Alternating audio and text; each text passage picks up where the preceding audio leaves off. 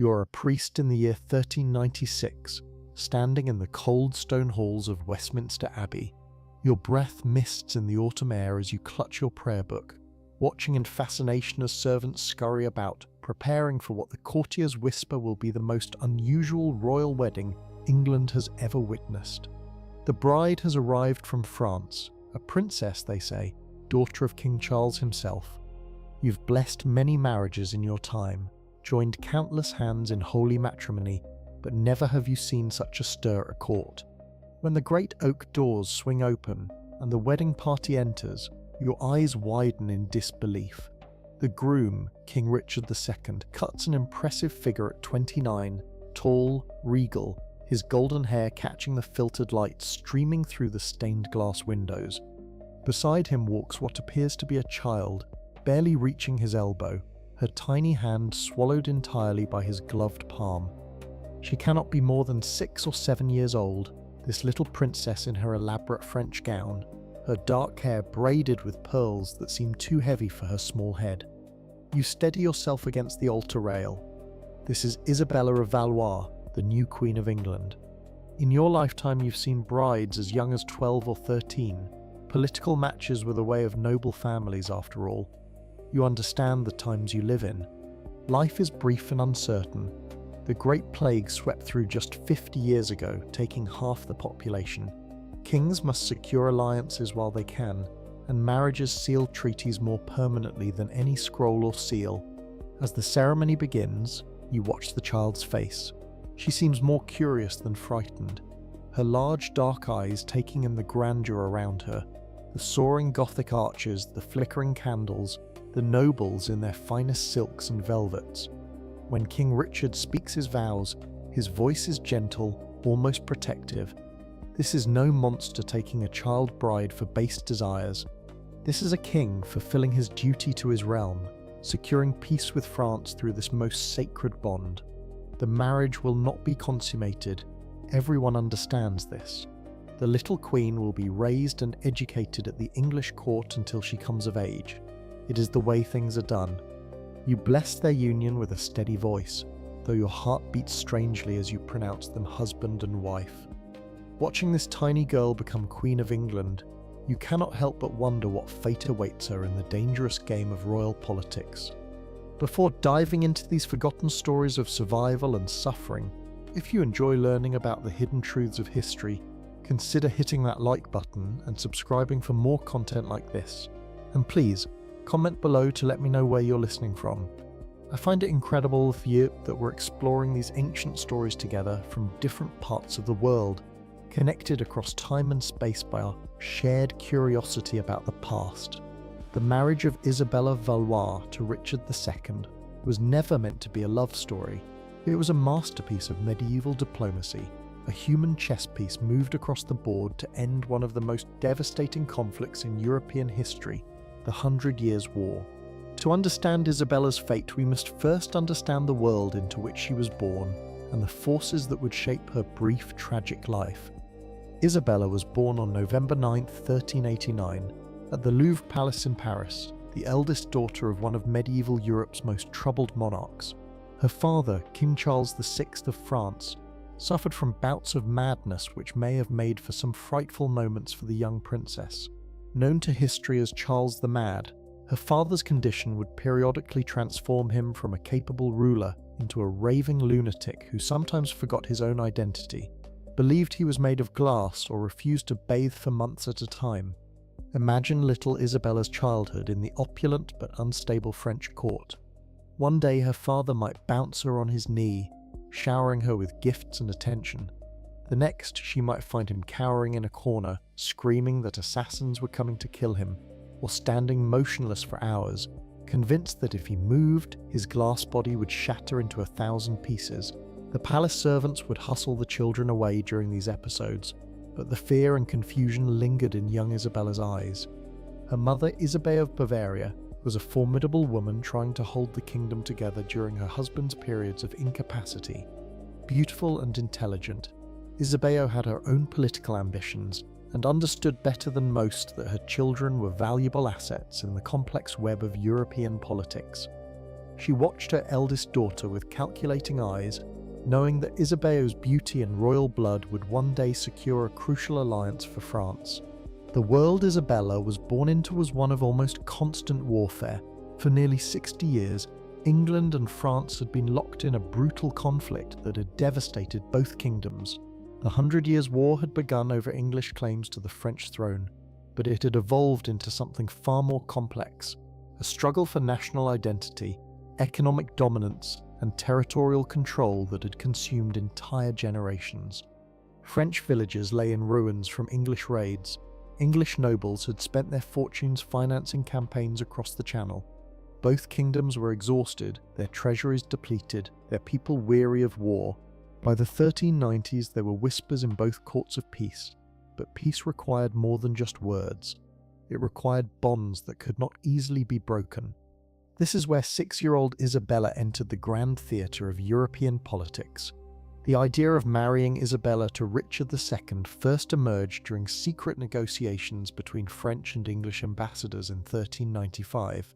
Richard had been devastated by the death of his beloved first wife, Anne of Bohemia, the previous year. Anne had been known as Good Queen Anne, adored by the English people for her gentleness and charity.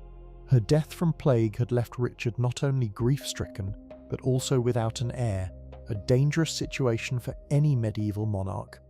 Richard's advisors urged him to remarry quickly, but the English king was initially resistant. His marriage to Anne had been one of genuine affection, rare among royal unions. The thought of replacing her felt like a betrayal of her memory, but duty to the realm ultimately outweighed personal sentiment, and when French ambassadors arrived with a proposal that could end the war, Richard began to listen. The French proposition was audacious in its scope. They offered not just the hand of the king's eldest daughter, but a dowry of 800,000 francs, an astronomical sum that would go far toward refilling England's war-depleted treasury. More importantly, they offered a 28-year truce, long enough for an entire generation to grow up without knowing war. There was one significant obstacle. Isabella was only 6 years old. Even by medieval standards, this was unusually young for a royal bride. Most political marriages involved girls who were at least approaching adolescence. But the French negotiators argued that this very youth was an advantage. The marriage would symbolize a new beginning, unsullied by the hatred and blood that had characterized relations between the two kingdoms. Isabella would be raised at the English court, learning English customs and loyalties. By the time she was old enough to rule as queen consort, she would be as much English as French. Richard's counsellors were divided. Some saw the wisdom in the proposal. The dowry alone would fund the royal household for years, and the extended truce would allow England to focus on other threats, particularly the growing power of Scotland and ongoing rebellions in Ireland. Others worried about the precedent of marrying a child so young, fearing it would scandalize even the medieval nobility. But Richard himself was intrigued by something else entirely. Court observers noted that when he saw the miniature portrait of Isabella sent by the French ambassadors, something in his expression softened. Here was a child who would need protection, guidance and care. Perhaps, some whispered, the childless king saw in this arrangement not just a political alliance, but the opportunity to be a father as well as a husband. The negotiations stretched on for months, with ambassadors crossing the Channel repeatedly to hammer out the intricate details. Every aspect of Isabella's future life was debated and codified. She would retain her French servants and ladies-in-waiting. She would be allowed to practice French customs and maintain correspondence with her family. Most crucially, all parties agreed that the marriage would not be consummated until she reached physical maturity, a protection that was written explicitly into the treaty. Meanwhile, in Paris, 6-year-old Isabella played with her dolls, unaware that her fate was being decided in council chambers and written into documents sealed with wax and ribbon. Her tutors began teaching her English phrases, and seamstresses started work on a trousseau fit for a queen. She was told she was going to marry a great king across the water, but at 6 the concept was no more real to her than the fairy tales her nurses told at bedtime. The wedding ceremony took place not once but twice, reflecting the diplomatic complexity of the union. Isabella was only 7 when she wed Richard II at the English-controlled port of Calais on October 31st, 1396. This first ceremony was intimate, attended primarily by negotiators and high-ranking nobles from both kingdoms. Calais, as English territory on French soil, provided neutral ground for this historic moment. Standing in the Great Hall of Calais Castle, Isabella must have been overwhelmed by the gravity of the moment. She wore a gown of cloth of gold, so heavy with embroidery and pearls that she needed help walking. Her new husband knelt to her level to exchange rings, and witnesses noted how gently he lifted her chin when she seemed frightened by the assembled nobles staring at her. A year later, she was crowned queen in Westminster Abbey. Allegedly, several people died in the crush to get a glimpse of the famous young bride. The English people had heard tales of their new child queen, and curiosity drew massive crowds to London for the coronation. The ceremony itself was a spectacular display of royal pageantry, designed to show both the English nobility and foreign observers that this unusual marriage had the full support of the crown. Isabella processed through London's streets in a litter decorated with English roses and French fleur-de-lis, symbolising the union of the two kingdoms. She wore a crown specially made for her small head, and her train was carried by English duchesses who had been chosen to serve as her guardians and teachers. The crowds that lined the streets called out blessings in English, which she was only beginning to understand, but she smiled and waved as she had been taught. The coronation feast that followed lasted 3 days, with entertainment that included jugglers, musicians, and elaborate theatrical presentations depicting the glorious future that this marriage would bring to both kingdoms. Isabella sat at the high table beside Richard, picking at her food with the careful manners her French tutors had drilled into her, while nobles toasted the health of the child queen. But even as the celebrations continued, experienced courtiers were already beginning to wonder how long this peace would last. Medieval truces, no matter how elaborately negotiated, were fragile things. Richard II, despite his current power, was not universally loved by his nobles. There were whispers of discontent, particularly among those who felt the king was too influenced by his favourites and too willing to make peace with France when England's military position remained strong. For the moment, however, Isabella was safe in her new home. Richard installed her in her own apartments at Westminster Palace, staffed with a carefully chosen household that blended French and English attendants. Her days were filled with lessons, not just in languages and courtly accomplishments, but in the complex etiquette of English court life. She learned to curtsy in the English fashion, to prefer wine over ale at meals, and to speak English with the accent of the court rather than her French tutors. Richard himself took an active interest in her education and welfare. Contemporary chronicles describe him visiting her apartments regularly, bringing her gifts from across his realm, exotic birds from Ireland, fine books from Oxford, musical instruments crafted by London's best artisans.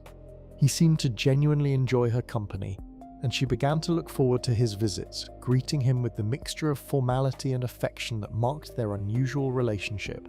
The other children at court quickly accepted Isabella as one of their own. Medieval royal households typically included numerous young nobles being raised and educated alongside the monarch's own family.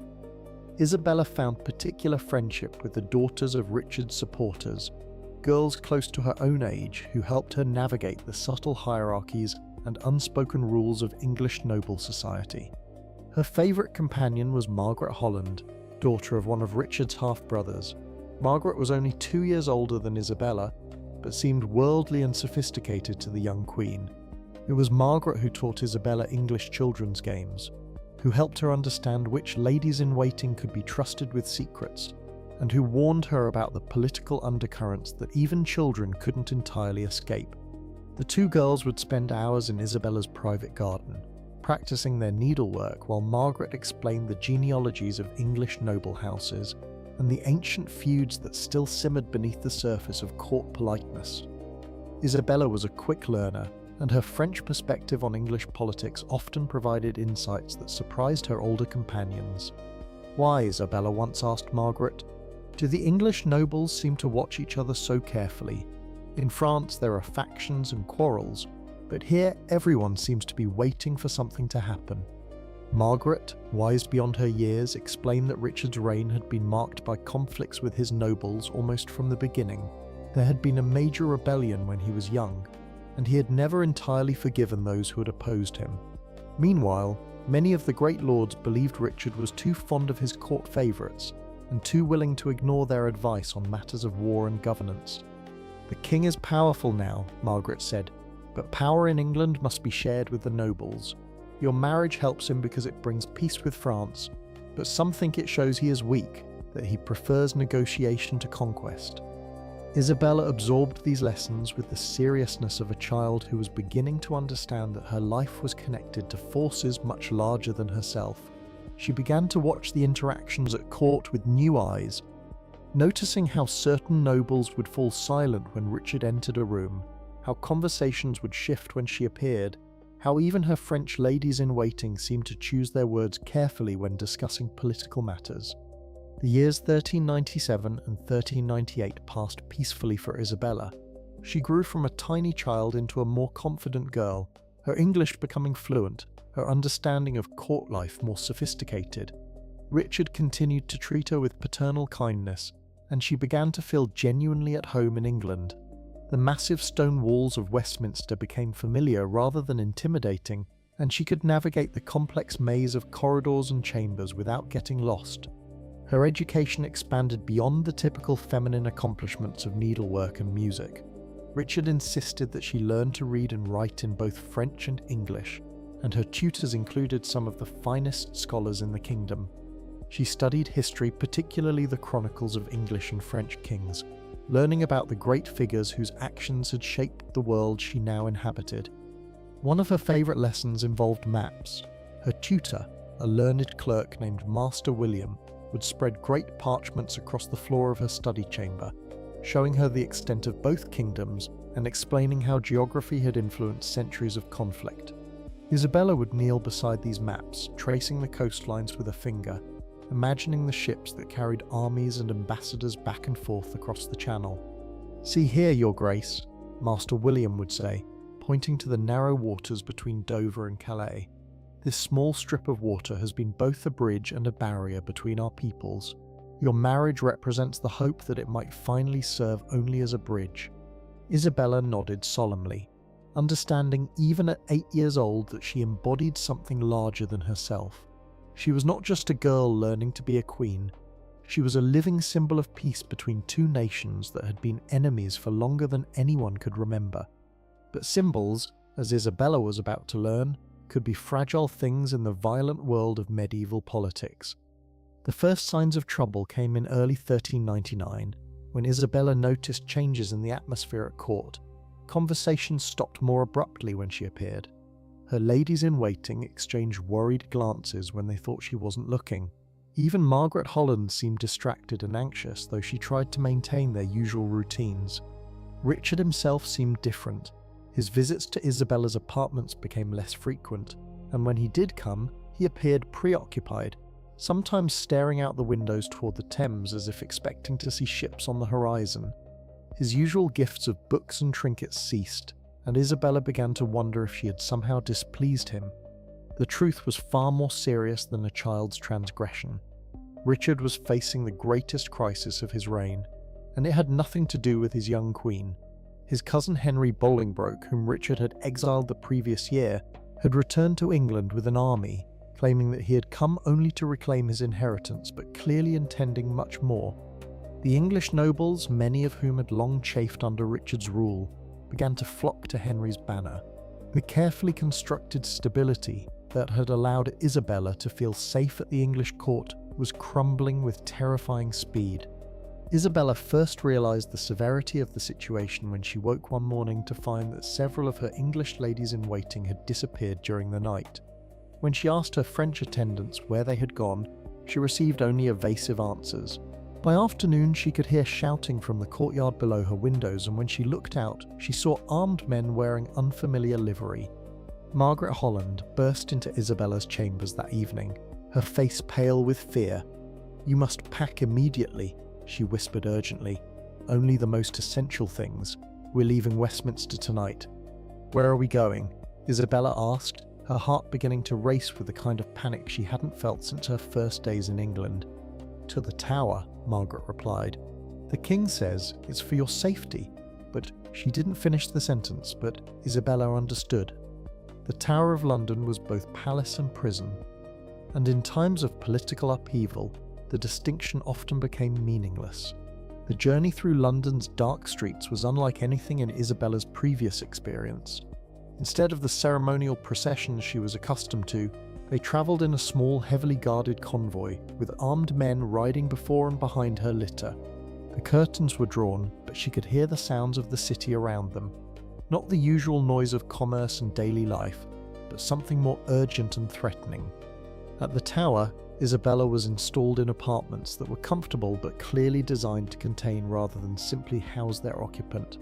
The windows were barred and guards stood at every entrance. Her French ladies-in-waiting were allowed to remain with her, but most of her English attendants were dismissed. For the first time since arriving in England, Isabella felt truly isolated.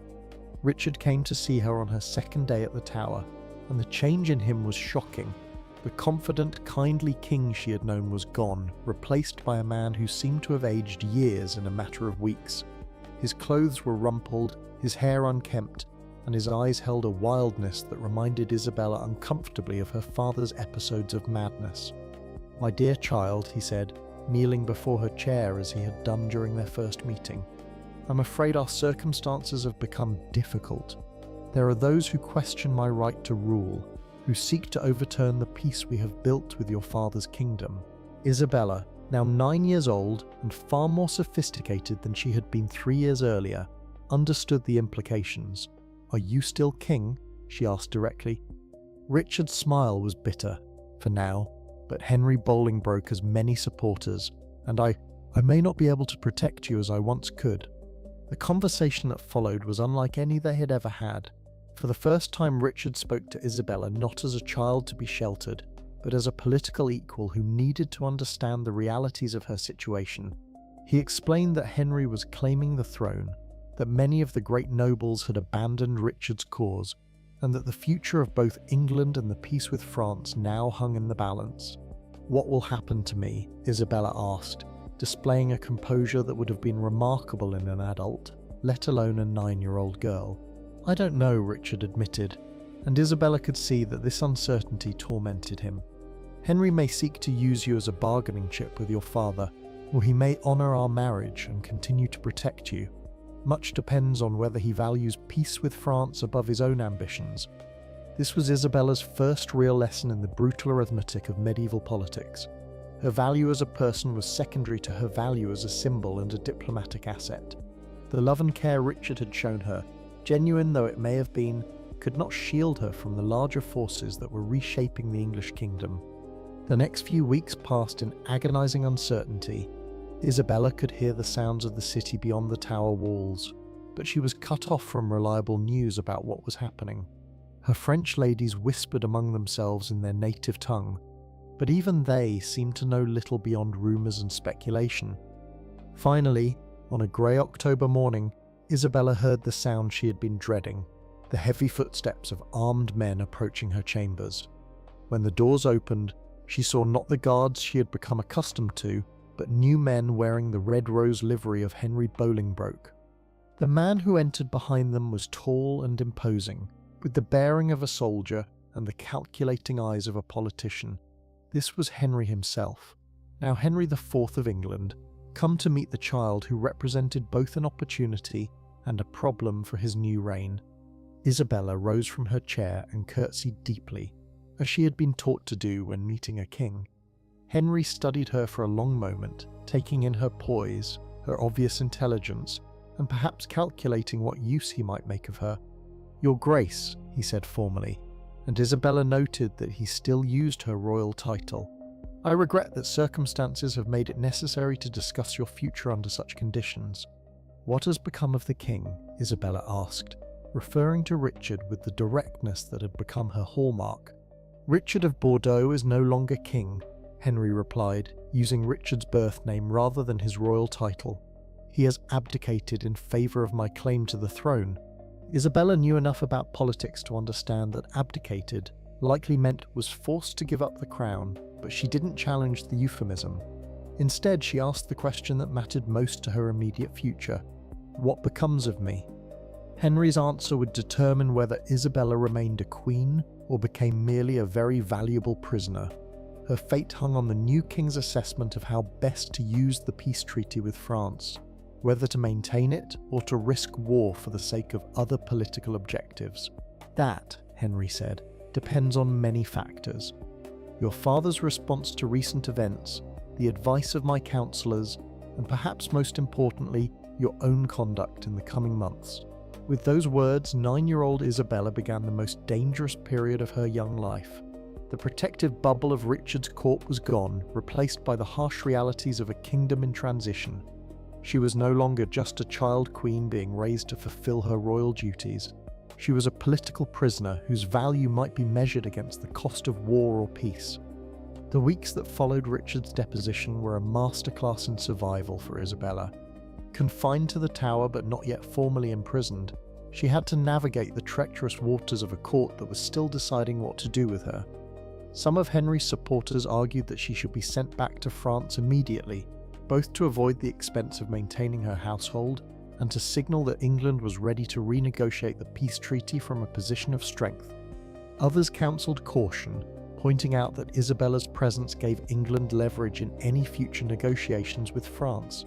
As long as she remained in English custody, her father would be reluctant to take any action that might endanger her welfare. This faction argued that she should be maintained in comfort, but kept under careful watch. Isabella herself played her part with remarkable skill for such a young girl. She was unfailingly polite to her new captors, careful never to give offence or appear to be plotting against Henry's government. At the same time, she maintained the dignity befitting her rank, refusing to be treated as anything less than the queen she legally remained. Her French ladies-in-waiting proved invaluable during this period. Unlike her English attendants who had been dismissed or had fled, these women remained loyal to Isabella's interests rather than to any English faction. They helped her understand the nuances of her situation and coached her in the careful balance she needed to maintain. Remember, her chief lady-in-waiting, Madame de Coucy, advised her, "You are still Queen of England in the eyes of the law and of your father's court. Henry may wear the crown, but he has not yet dared to dissolve your marriage or formally repudiate the treaty. As long as that remains true, you have value, and where there is value, there is hope." This hope, however, came with a terrible cost that Isabella was only beginning to understand. Word began to filter into the tower about Richard's fate. First came rumours that he had died in captivity at Pontefract Castle. Then came whispers that his death had not been natural, that Henry's supporters had arranged for the former king to meet with an accident. When Isabella finally received confirmation that Richard was dead, the news hit her with unexpected force. She had never loved Richard as a wife loves a husband. How could she, when she was still a child? But he had been kind to her, had protected her, had been the closest thing to a father figure she had known since leaving France. His death represented not just personal loss, but the severing of her last connection to the life she had built in England. The manner of Richard's death also carried ominous implications for her own future. If Henry was willing to arrange the murder of an anointed king, what scruples would he have about disposing of a French princess who had outlived her usefulness? These fears proved well-founded when, in early 1400, Isabella received an ultimatum from Henry's government. She would be allowed to return to France, but only if she formally acknowledged Henry as the rightful King of England, and renounced any claims she might have to the English throne as Richard's widow. The proposed agreement was a diplomatic masterpiece from Henry's perspective. By voluntarily leaving England, Isabella would implicitly accept that her marriage to Richard had been dissolved by his deposition. This would free Henry from the obligations of the original peace treaty, while avoiding the political complications of forcibly expelling a child queen. For Isabella, the choice was stark: accept exile and acknowledge that her 3 years as Queen of England had been meaningless, or refuse and risk remaining a prisoner indefinitely. At 10 years old, she was being asked to make a decision that would affect not only her own future, but the relationship between England and France for years to come. Her French advisors were divided. Some argued that she should accept the terms and return to the safety of her father's court, where she could be cared for properly, and perhaps eventually find a new marriage. Others insisted that she should refuse, maintaining that she remained Richard's legitimate widow and England's rightful queen regardless of Henry's usurpation. Isabella herself struggled with the decision for weeks. Part of her longed to return to France to see her family again and escape the uncertain atmosphere of Henry's court, but another part of her recognized that accepting Henry's terms would be a betrayal of Richard's memory and an abandonment of the peace he had died trying to preserve. In the end, the decision was made for her by events beyond her control. Charles VI, during one of his lucid periods, sent word that he expected his daughter to return to France immediately. The message, delivered through diplomatic channels, made it clear that continued negotiations over Isabella's status would be interpreted as an act of hostility by the French crown. Faced with the prospect of renewed war with France, Henry's government quickly agreed to Isabella's departure. The terms of her release were kept deliberately vague, allowing both sides to interpret her return as either voluntary or forced, depending on their political needs. The journey back to France in the summer of 1401 was a bittersweet experience for Isabella. She was leaving behind the only home she had known for 5 years, abandoning the apartments where she had learned to read English poetry, the gardens where she had played with Margaret Holland, the great hall where she had been crowned Queen of England. At the same time, she was returning to a family and a country that had become foreign to her during her years in England. She now spoke French with a slight English accent, preferred English fashions to French ones, and had to relearn the etiquette of her father's court. The little girl who had left Paris at 6 was returning as a young woman of 11, shaped by experiences that none of her French relatives could fully understand. The reunion with her parents was complicated by her father's deteriorating mental condition. Charles VI was in the midst of one of his worst episodes when Isabella arrived, convinced that he was being pursued by invisible enemies and refusing to recognize his own family. When he finally emerged from his madness several weeks later, he seemed confused by Isabella's presence, as if he had forgotten that she had been married to the English king. Her mother, Isabeau, was more welcoming but also more calculating. The Queen of France immediately began considering how Isabella's unique position might be used to advance French interests. As the widow of an English king, Isabella had a certain diplomatic status that could prove valuable in future negotiations.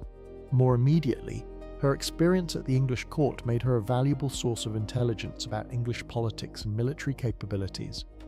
Isabella found herself caught between these competing demands on her loyalty and knowledge. She was French by birth and had returned to French soil, but she had also been Queen of England and felt some lingering obligation to the country that had been her home.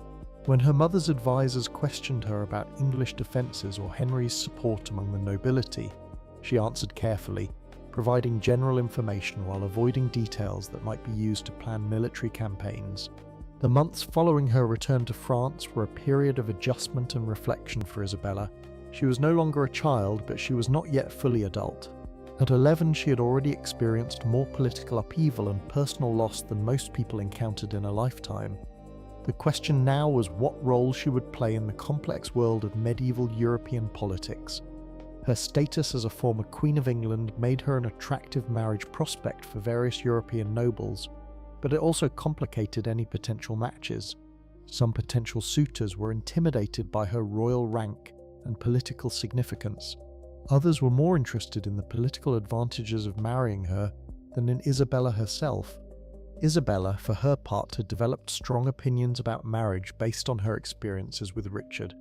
She had seen how political marriages could provide protection and stability, but she had also witnessed how quickly such arrangements could collapse when circumstances changed. Any future husband would need to understand that she was not simply a diplomatic asset, but a young woman with her own intelligence, preferences, and ambitions. The French court of 1401 was a dangerous place for someone with Isabella's complex loyalties. The ongoing war with England meant that anti-English sentiment ran high among the nobility, and Isabella's years as Queen of England made some courtiers view her with suspicion. She had to be careful not to appear too sympathetic to English interests while also not betraying the genuine affection she had felt for Richard and some of his supporters. At the same time, her father's mental instability meant that the French government was effectively controlled by competing factions of nobles, each seeking to advance their own interests Isabella had to navigate these factional disputes while avoiding being used as a pawn by any particular group. Her mother, Isabeau, proved to be both protector and potential threat. The Queen of France genuinely cared for Isabella's welfare, but she was also a sophisticated political operator who saw her daughter's experiences and connections as valuable resources for the crown. Isabeau's protection came with expectations that Isabella would serve French interests, even when those interests conflicted with her own preferences or moral convictions. The year 1402 brought new complications when Isabella received word that Henry IV was facing serious rebellions in England. The Percy family, once his supporters, had turned against him, and there were uprisings in Wales and Scotland as well. Some at the French court argued that this was an opportunity to invade England and restore the rightful dynasty, possibly with Isabella playing a symbolic role as the legitimizing widow of the last Plantagenet king. Isabella found herself horrified by these discussions. She had no desire to see England torn apart by civil war, regardless of her feelings about Henry's usurpation. The English people she had known, her servants, her tutors, her childhood companions, were innocent of the political crimes committed by their rulers. The idea of French armies ravaging English villages in her name was deeply disturbing to her. When directly asked for her opinion about potential military action against England, Isabella chose her words carefully. She pointed out that any invasion would likely result in massive casualties on both sides, that the English people might rally to defend their homeland regardless of their feelings about Henry, and that success was far from guaranteed, given England's natural defences and military traditions. Her reluctance to support anti-English action earned her some criticism from French hawks who accused her of divided loyalties. But Isabella's position was supported by more moderate voices at court, who argued that peaceful relations with England served French interests better than renewed warfare. These political tensions came to a head in 1403, when Isabella was approached by representatives of Charles, Duke of Orléans, with a marriage proposal that would dramatically change her life once again. The Duke of Orléans was Isabella's cousin, the son of her father's brother, and one of the most powerful nobles in France. At 29, he was exactly the same age Richard had been when he married Isabella, but this time the age gap seemed less significant, given that Isabella was now approaching 14. The proposed marriage was attractive from several perspectives. It would keep Isabella within the French royal family, preventing her from becoming a diplomatic asset for some foreign power. It would also align her with one of the most cultured and sophisticated courts in Europe, as the Duke of Orléans was known as a patron of arts and literature, as well as a capable military commander.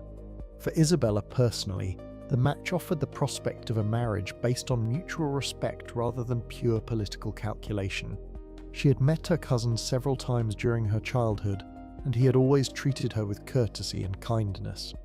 More importantly, he was old enough and experienced enough to be a true partner rather than simply another guardian figure. The negotiations for this marriage took place against the backdrop of continuing chaos in England, and growing French confidence that Henry IV's reign might not survive its early challenges. If Henry fell, there was always the possibility that Isabella might be recalled to England to legitimize a new regime. This potential complication made the timing of Isabella's remarriage crucial from a French perspective. Charles of Orléans understood the delicate nature of the situation. He was not merely seeking a wife, but potentially allying himself with a woman who might one day be called upon to play a role in English politics. This added a layer of complexity to their courtship that was unusual, even by the standards of medieval noble marriages. When Isabella first met with Charles to discuss the marriage seriously, she was struck by how different he was from Richard. Where Richard had been gentle and somewhat otherworldly, Charles was passionate and intensely engaged with the world around him. He spoke to her not as a child to be protected, but as an equal whose opinions and experiences mattered. "I want you to understand," he told her during one of their private conversations, "that I am not seeking to marry the former Queen of England. I am seeking to marry Isabella of Valois, the remarkable young woman who survived the courts of 2 kingdoms and emerged with her dignity intact."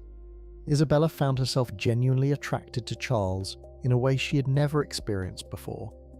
At 14, she was no longer a child, and the feelings stirring within her were those of a young woman discovering her own desires and preferences.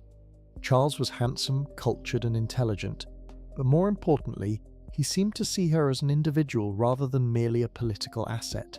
The marriage negotiations proceeded swiftly, once both parties had agreed to the basic terms. Isabella would bring to the marriage her status as a former queen and her valuable political connections, while Charles would provide her with a secure position in French society and protection from those who might seek to use her for their own purposes. The wedding took place in June 1406 at the Cathedral of Notre Dame in Paris, a ceremony that deliberately contrasted with Isabella's first marriage, where her wedding to Richard had been a small diplomatic affair. This celebration was a grand spectacle designed to demonstrate the power and prosperity of the French royal house. Isabella, now 16, wore a gown of deep blue silk embroidered with golden fleur-de-lis, her dark hair crowned with a circlet of sapphires and pearls. She walked down the aisle of the great cathedral with confidence, no longer the frightened child who had been married to a stranger, but a young woman choosing her own path. Charles waited for her at the altar in his finest robes, his face showing genuine happiness rather than mere diplomatic satisfaction. When they exchanged vows, their voices were clear and strong, and observers noted that they looked directly at each other rather than simply reciting words to satisfy political necessity. The wedding feast that followed was a celebration of French culture and power. Troubadours sang ballads in honor of the couple. Elaborate theatrical performances depicted the triumph of love over adversity, and the finest wines from across the realm flowed freely. Isabella found herself relaxing and enjoying the festivities in a way she had never been able to do during her time in England. More importantly, she felt for the first time since leaving France as a child that she truly belonged somewhere.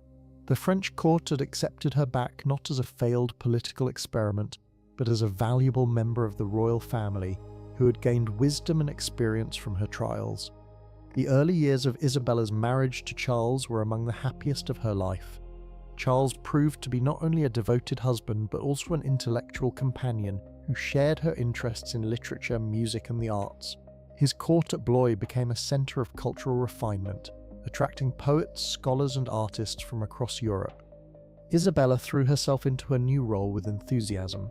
She patronized troubadours and commissioned illuminated manuscripts, established a scriptorium where monks copied and preserved important texts, and maintained correspondence with scholars throughout Europe. Her experiences in England had given her a unique perspective on European culture, and she used this knowledge to foster intellectual exchange between French and foreign courts.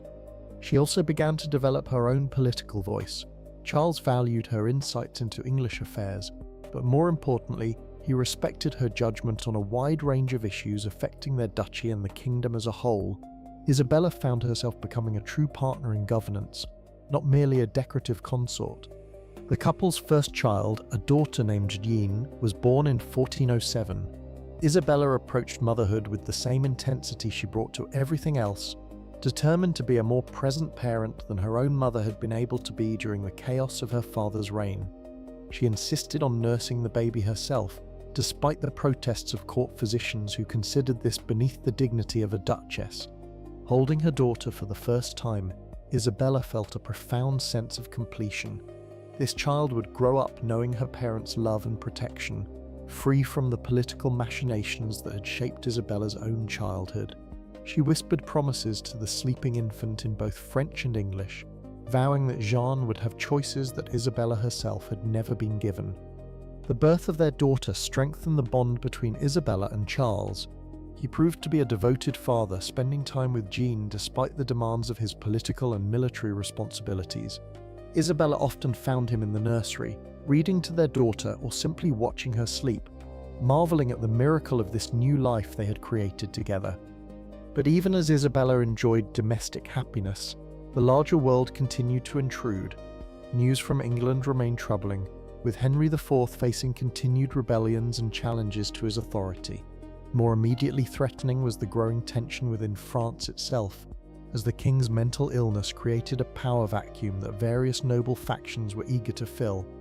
Isabella's father-in-law Louis of Orléans was one of the most ambitious of these nobles. As the king's brother, he claimed the right to govern during Charles VI's periods of incapacity.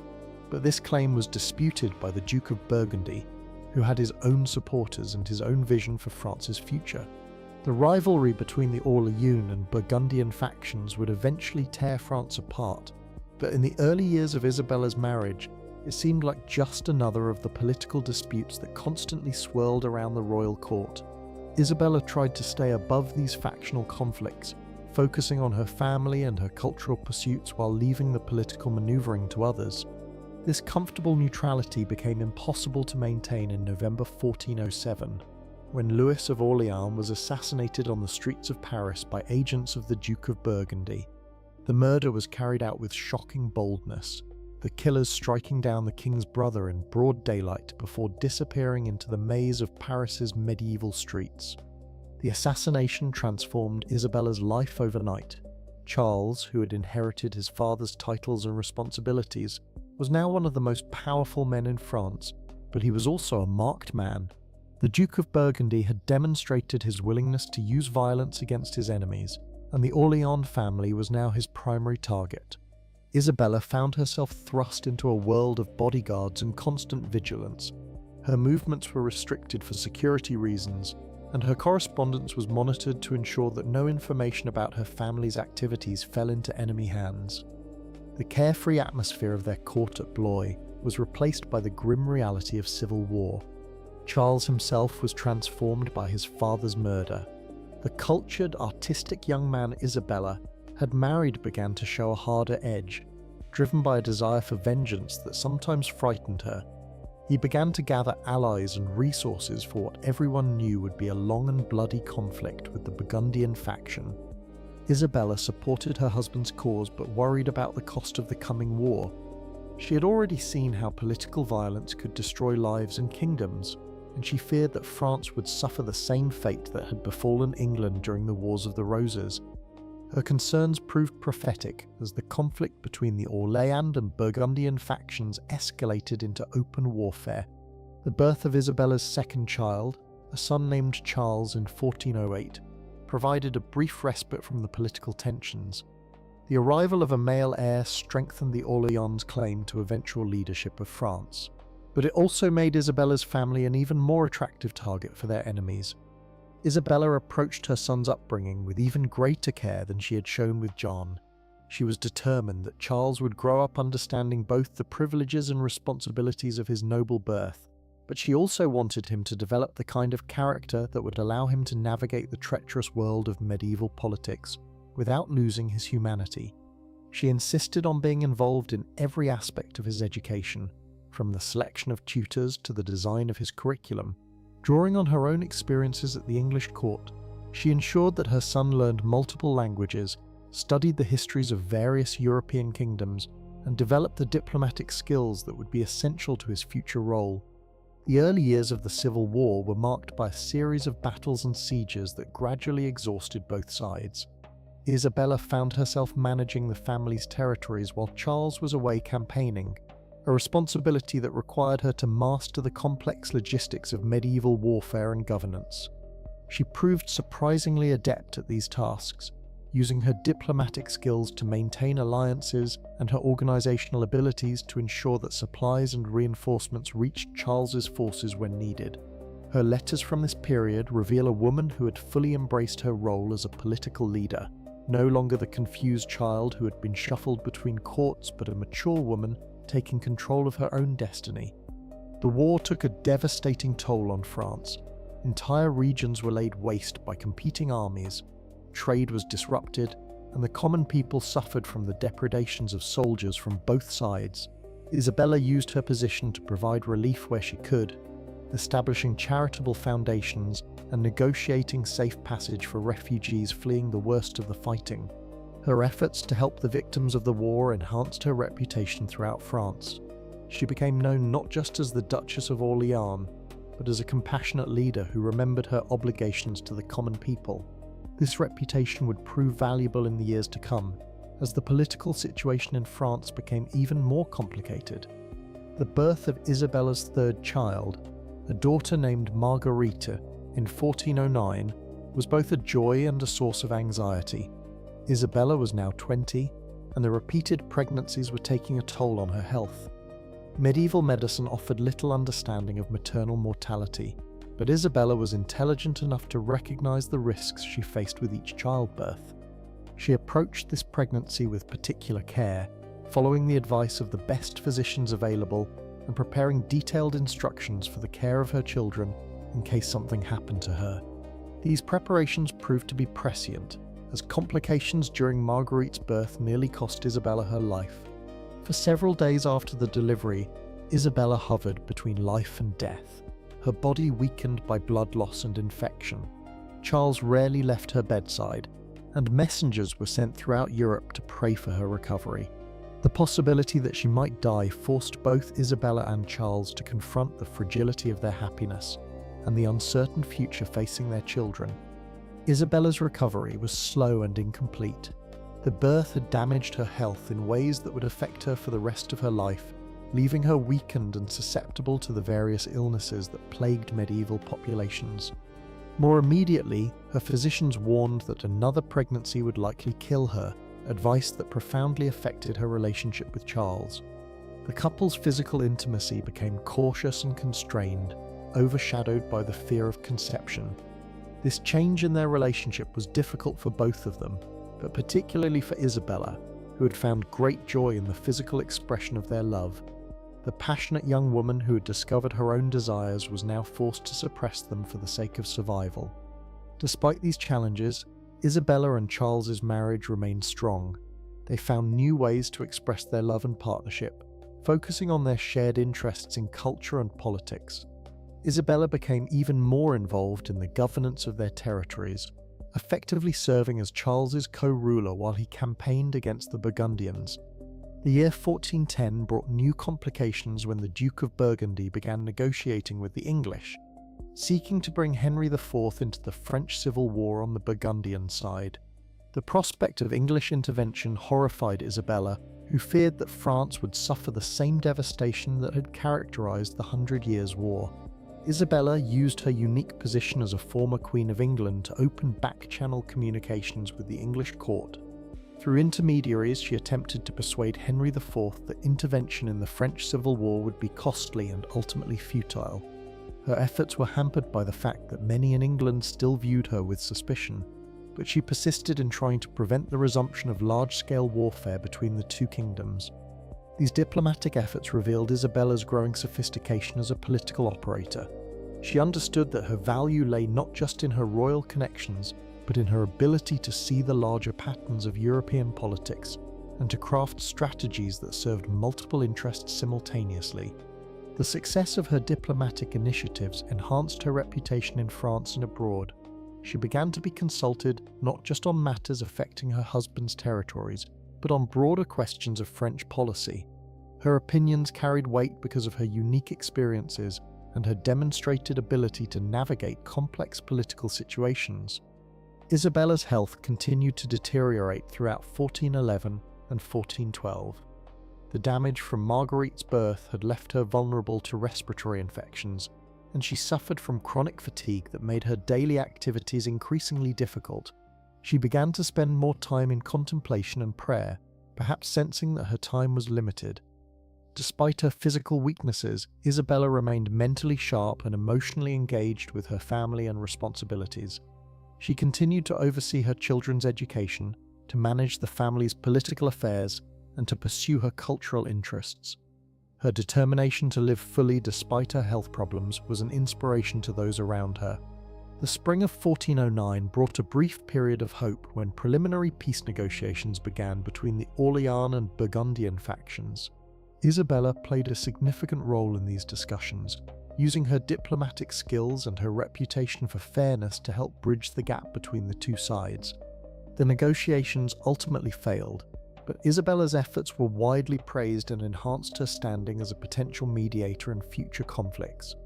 Her ability to work with representatives from both factions demonstrated her political maturity and her commitment to finding peaceful solutions to France's problems. As 1409 progressed, Isabella's health began to fail more dramatically. The chronic respiratory problems that had plagued her since Marguerite's birth worsened, and she began to suffer from the wasting disease that would eventually claim her life. Medieval physicians had no understanding of the tuberculosis that was likely killing her, but they could see that her condition was grave. Isabella faced the prospect of death with the same courage she had shown throughout her life. She made careful provisions for her children's future, ensuring that they would be protected and educated regardless of what happened to her. She also worked to secure the political position of her husband's faction, understanding that her death might create opportunities for their enemies. Her final months were spent in preparation for death and in cherishing the time she had left with her family. She insisted on continuing her daily activities as long as possible, determined not to become a burden to those she loved. Her bravery in the face of terminal illness became legendary, inspiring stories and songs that would be told for generations. Isabella of Valois died on September 13, 1409, at the age of 20. She had lived a life that spanned 3 kingdoms and 2 marriages, experiencing both the heights of royal power and the depths of political uncertainty. Her death was mourned throughout Europe, not just by her family and subjects, but by the many people whose lives she had touched through her kindness and wisdom. The funeral cortege that carried Isabella's body to its final resting place at the Celestine Convent in Paris was one of the largest seen in medieval France. Representatives from across Europe came to pay their respects to a woman who had embodied the complex interactions between personal courage and political necessity that characterized her age. Charles of Orléans was devastated by his wife's death. He had lost not just a beloved spouse but a trusted advisor and political partner whose insights had been crucial to his success. The grief-stricken widower would eventually remarry, but he never forgot Isabella or the happiness they had shared during their brief time together. Isabella's children grew up to play significant roles in French and European history. Her son Charles would become a noted poet and patron of the arts, while her daughters would make advantageous marriages that strengthened the Orléans family's position. All of them carried forward the values their mother had instilled in them: courage, compassion, and a commitment to using their privileges in service of others. The political consequences of Isabella's death were felt throughout France and beyond. Her absence removed a moderating influence from the civil war, and the conflict between the Orleans and Burgundian factions became even more bitter and destructive. The peace she had worked so hard to achieve remained elusive, and France would continue to suffer from internal divisions for years to come. Isabella's legacy, however, extended far beyond the immediate political consequences of her death. She had demonstrated that even in an age when women were expected to be passive political assets, it was possible for a determined individual to carve out a space for independent action and moral leadership. Her life story became a source of inspiration for other women facing similar challenges. The example of Isabella's courage and intelligence was cited by later generations of female rulers and political actors who sought to expand the boundaries of what was considered possible for women in public life. Modern historians have sometimes struggled to understand Isabella's story, caught between admiration for her personal achievements and discomfort with the circumstances that shaped her life. The marriage of a 6-year-old child to a 29-year-old man violates contemporary sensibilities about childhood and consent, even when we understand the political necessities that drove such arrangements. But to judge Isabella's world by modern standards is to miss the profound humanity of her story. She was born into a system that treated royal children as diplomatic assets, but she managed to transcend those limitations and create a life of genuine meaning and accomplishment. Her marriages, whatever their origins, became partnerships based on mutual respect and affection. The violence and political instability that marked her era were not products of moral failing, but of a world where personal security and political legitimacy were constantly contested. Isabella's ability to navigate these challenges while maintaining her integrity and compassion speaks to the enduring human capacity for growth and moral courage. Her story reminds us that history is not just about the grand movements of armies and the rise and fall of kingdoms, but about the individual human beings who lived through these events and shaped them through their choices. Isabella of Valois chose to be more than a victim of circumstances, and in doing so she created a legacy that transcends the specific political arrangements of her time. Looking back across the centuries, we see in Isabella's life both the limitations and the possibilities that have always characterized human existence. She was constrained by the expectations of her age and gender, but she found ways to exercise agency and to make meaningful contributions to the world around her. Her story is ultimately one of resilience, intelligence, and the refusal to accept that personal happiness and political responsibility are mutually exclusive. The medieval world that produced Isabella of Valois was harsh and unforgiving in ways that we can barely imagine. Life was short, childhood was brief, and political alliances were often sealed with human lives. Yet within these constraints, people like Isabella found ways to create beauty, to show kindness, and to build relationships that brought meaning to their existence. Her legacy is not one of victimhood, but of triumph over circumstances that would have crushed a lesser spirit. In the end, Isabella's story is a reminder that every age has its own moral complexities, and that the people of the past, however different their world may seem, shared our fundamental human needs for love, security, and purpose. To understand her life is to understand something essential about the human condition, that we are all products of our time, yet capable of transcending the